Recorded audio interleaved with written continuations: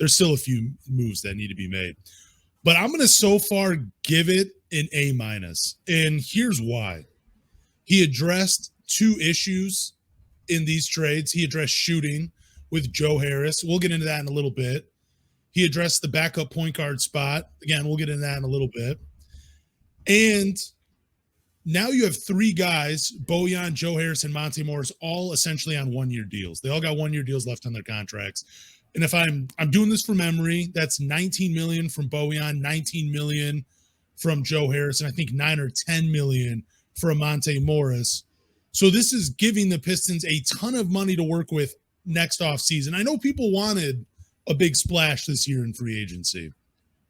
I get it. I did too. We were talking about Cam Johnson, Harrison Barnes, Kelly Oubre, to name a few, talking about all of it. But I get it, though. And I think there's going to be a bigger splash next year, and it all depends on if Cade Cunningham looks like a top 25 player in the NBA. Because I think if you have that one guy that says, I can be better than the rest, you're going to want to invest in another star, like a Pascal Siakam, like some fans wanted, like some fans are still talking about. You can make a bigger splash for a bigger name like that. It all depends on Cade Cunningham, though. Not Jaden Ivey, not Jalen Duren. No offense to those guys, but this is Cade's team. If he looks like a top 25 player when he is healthy, you will see the Pistons next year make a big splash in free agency. So that's why I'm giving this offseason an A- so far. There's no perfect scores when we do this, but A- is pretty damn high. But what about you, Anthony? How would you grade this offseason? I think I want to separate the two. I think if you're talking about like actually signing a free agent, he hasn't done it yet, so I can't give him a grade there.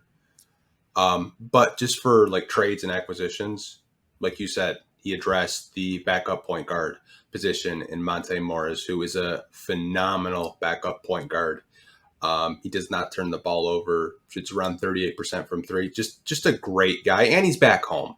So I know a lot of people are excited about that. Like shout out to Monte Morris. The Joe Harris trade caught me off guard. I was not expecting that. But you address 3-point shooting. He shot 40% from three the past 6 seasons. Now, if you look at his stats this season, he obviously was going through injuries. That's what a lot of Brooklyn Nets fans that I was talking to, they're like, he was going through injuries. He just wasn't Joe Harris. So, if he comes back fully healthy, you got another guy like a Bojan Bogdanovic, like a Alec Burks. Joe Harris is shooting 40% from three. And we were a terrible 3-point shooting team last year. So you're adding a 40% 3-point shooter on this team. Bench is going to be fun. And Monte Morris shot 38% from three. So, I mean, you did get some stability at the backup point guard position. You added more 3-point shooting. Now, I know it's not the sexy names, like you said. It's not the Cam Johnsons. It's not the Jeremy Grants. It's not the Kyle Kuzmas. It's none of that. And if you looked, all of those guys got paid over $100 million. Yeah. Like we talked about it last week. Kyle Kuzma was looking for $30 million a year. He got it. Jeremy Grant, 150, he got it, or 160, he got it. Shout out to him. Like, I think Troy Weaver had a pretty good indication that this free agency was going to be inflated like crazy. I think that's why he chose to make trades versus try to, put his name in the race. I mean, look what the Houston Rockets did. Yep. They had to pay a lot for Fred VanVleet, who is a great player, by the way, but they had to pay a lot to get him. They gave Dylan Brooks $80 million, exactly what he was asking for. So I think if you look at it from that standpoint, it was there were pretty good moves by Troy Weaver. And like you said, I don't think he's done. I think they have around $300,000 left in cap space. So they're going to have to make some moves. They waived Eugene Amarui, which was, I guess, a non-guaranteed deal. So we'll see what happens there. But I think it was a pretty good offseason so far. Like you said, Troy's not done, but you add 2 more vets to this team that can help you in the win column. So I like it. But if you had to put a letter grade on it, I'm applying a little pressure. Letter grade, I'll give him a B+. Okay.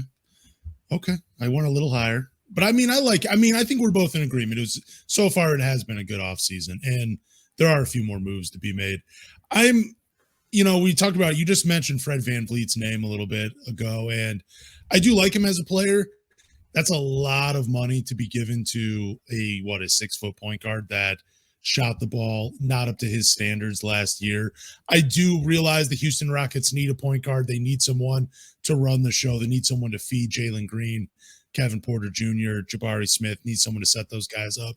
The Dillon Brooks one, man, $20 million a year for his services, man. That seems, I don't know. That seems a little bit like an overpay, just a little bit. Would you rather the Pistons have made a big splash or did what they did so far this offseason?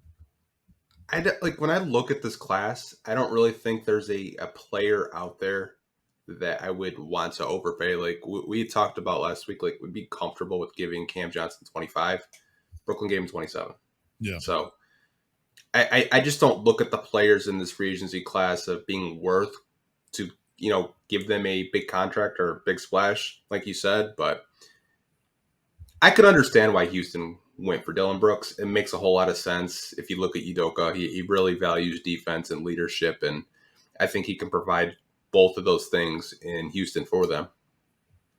I was just surprised at some of the wings they gave up, though, like, Kenyon Martin Jr., Josh Christopher. I mean, Josh Christopher wasn't going to get big minutes on this team anyways behind Jalen Green because, obviously he's their guy.